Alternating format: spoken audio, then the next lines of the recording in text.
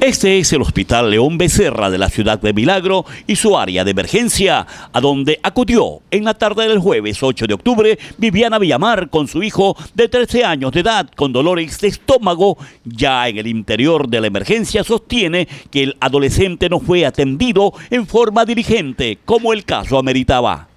Bueno, yo ayer traje a mi hijo a hacerlo ver. Llegué aquí al hospital 5:30 de la tarde. Me lo atendieron ya casi 7 de la noche. Cuando entré, el doctor que estaba ahí no me lo atendió el bebé.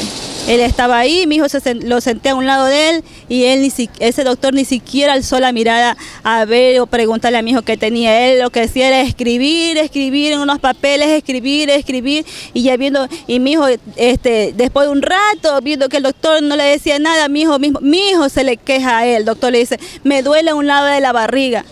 Me duele un lado de la barriga y estaba así, pero el doctor ni siquiera alzó la mirada a preguntarle, dime qué te pasó, qué te duele o dónde te duele. Él era, mejor dicho, desde que entré, ese doctor nos ignoró a mí y a mi hijo, porque yo entré incluso saludándole y él ni siquiera me contestó el saludo.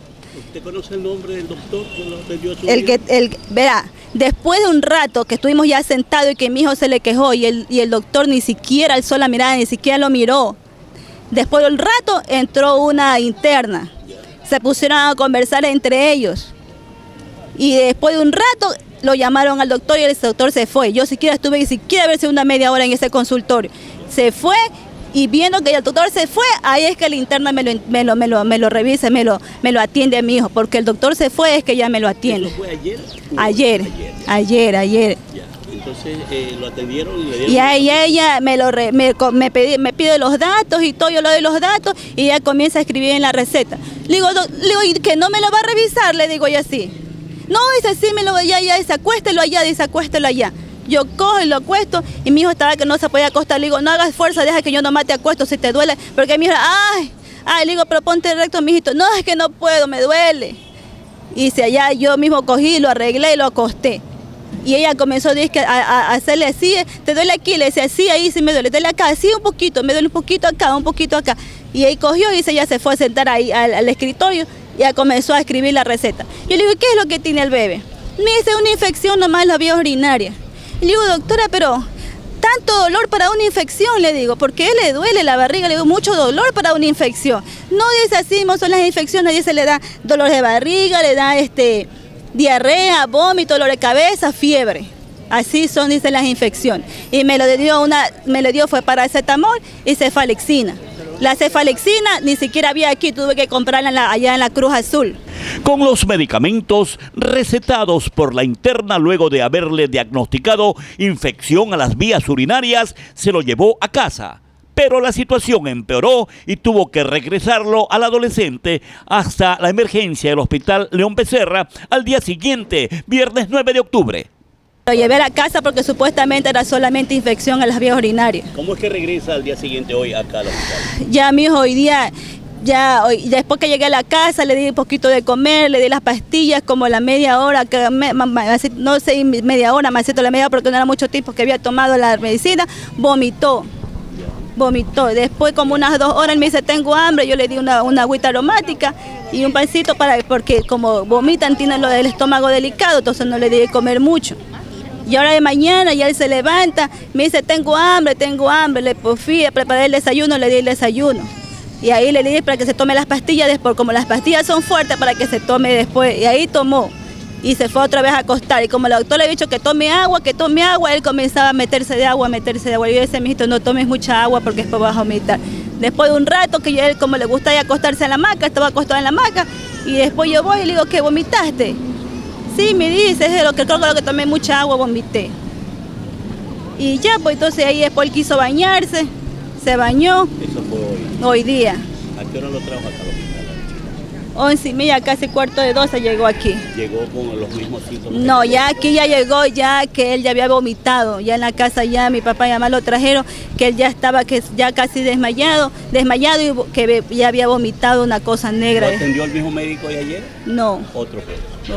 ¿Qué le dijeron? ¿Qué le hicieron? Nada. No.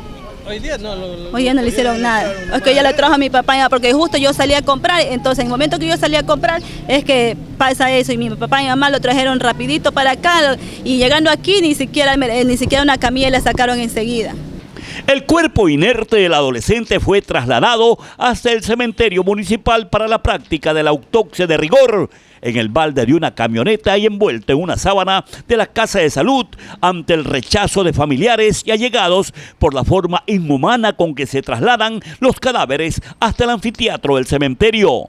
El adolescente fallecido era miembro activo de la Iglesia Evangélica Milagro, quienes deploraron su prematura partida.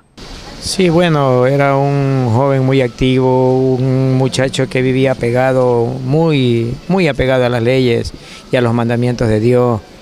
Un joven que verdaderamente estaba al servicio verdaderamente de la iglesia, como el Señor Jesucristo nos pide que le sirvamos. Tú me dices que él nació en la iglesia, ¿por qué? Porque su madre es una hermana cristiana de muchísimos años, hermano, sí, podríamos hablar como de unos 15 años atrás. Y el joven a duras penas tenía como 16, sí, entonces él desde sus inicios, su madre lo llevaba a la iglesia, muy pequeño, muy tierno, y por eso es que era muy querido por todos los jóvenes líderes de la iglesia. ¿Él tenía una activa participación en la iglesia? Una activa participación, participaba de conferencias y no se perdía ninguna.